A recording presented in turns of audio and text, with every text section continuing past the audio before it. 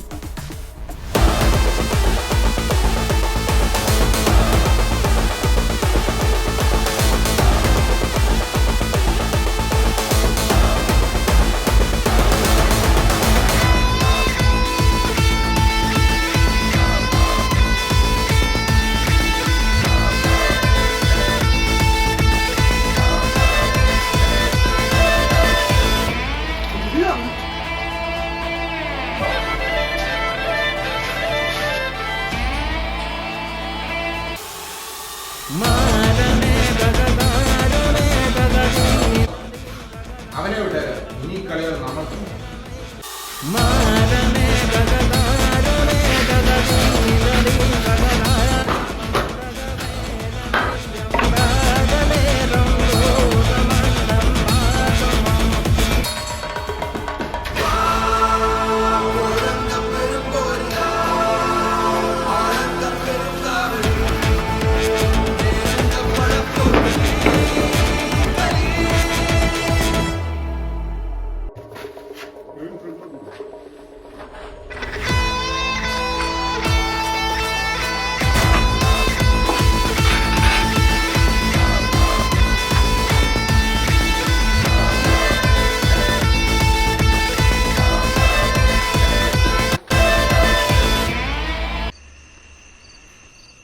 അത് തീർക്കാനുള്ള നിർത്തുന്നുണ്ട്. അത് മതി. ഇനിയിപ്പോൾ ഒരു സംഭവത്തിൽ പോവുക വേണ്ട.